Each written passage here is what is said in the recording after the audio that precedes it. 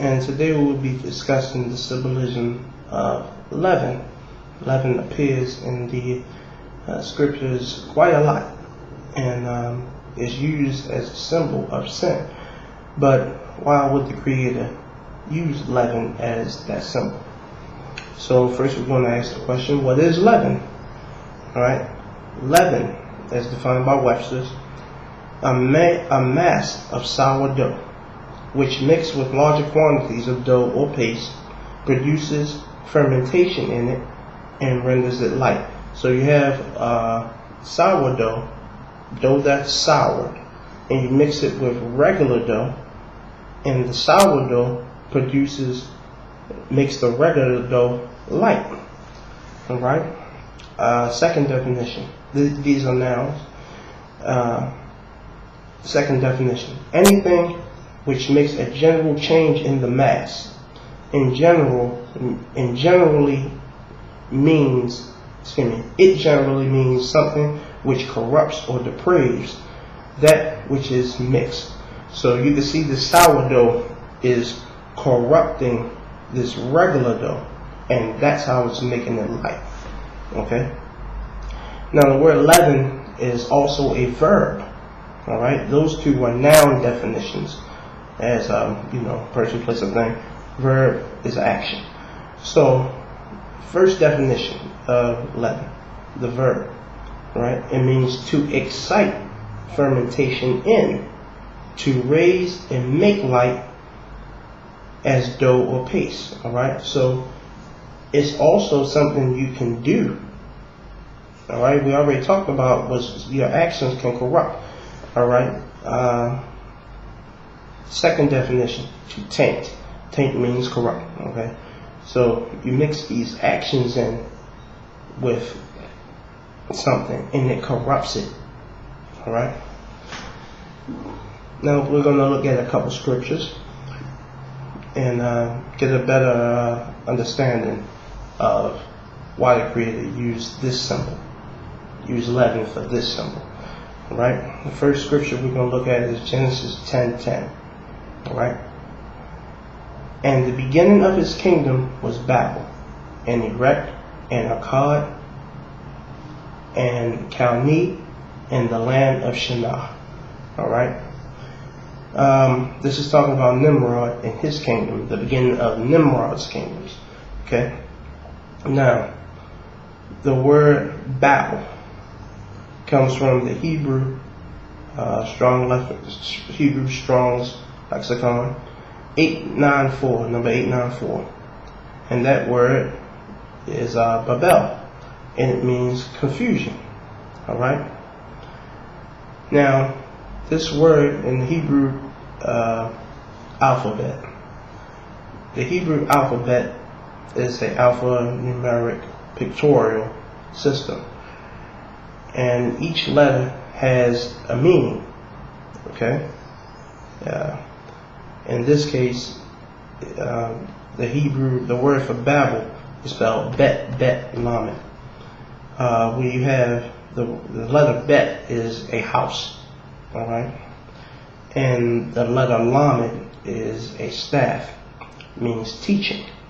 Right, so you have Bet Lamed, you have two houses teaching something. Alright, which is confusion, because this one has to agree. The scriptures talk about how Paul wrote how we are to be like-minded. Okay, but if you have two houses teaching something, they're not unified, that's confusion. Right, which comes about the word confusion, the definition. Now the word Babel is derived from another word, which is Hebrew lexicon 1101, and that word is Bala, and that word means to overflow, by implication to mix. Okay, and this word is spelled Bet Lamed, same letters. Now you have, in this case, you have one house teaching two things. which is still confusion. Okay. And I just thought that was real interesting how this word is broke down like that in the Hebrew language, and letting us know that we have to be on point with the things we say. Paul wrote how we ought to be like minds, so this won't happen, so the confusion won't happen. All right. Now, what is fermentation?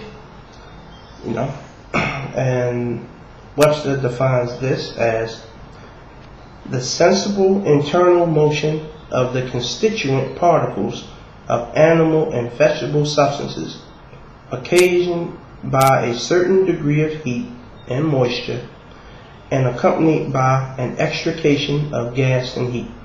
Now what that means is you have animal and vegetable parts. You add water, which is moisture, a form of moisture, and you add heat.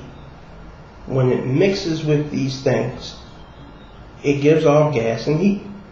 All right, and you normally find this when during death. All right, and when you say death for a vegetable, it means when they get rotten. Okay. Fermentation is followed by a change of properties in the substances fermented, arising from new combinations of their principles. All right, so something is happening when you add the moisture and the heat to the animal and the vegetable particles. This is getting heated up, it's getting mixed in, and things are happening. All right, what's happening is becoming corrupted, as in the definition of leaven. All right, it says anything which makes a general change in the mass, it generally means something which corrupts or depraves that with which it is mixed. Okay. It may be defined, let's continue our definition of fermentation. It may be defined in its most general sense, any spontaneous change which takes place in an animal or vegetable substance after life has ceased. It is of three kinds: venous, acetous, and putrefactive. The term is also applied to other processes as the panery fermentation or the rising of bread.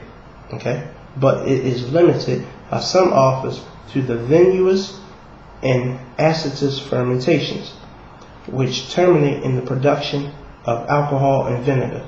So that's the process that you get alcohol and vinegar. Okay, by those two fermentations.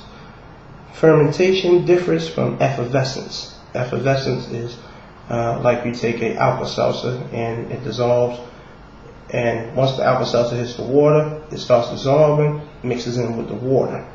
Whereas the fermentation, you get a mixing and it's corrupting from the inside, rising it up. All right. The former is confined to animal and vegetable substance. The latter is applicable to minerals. Okay.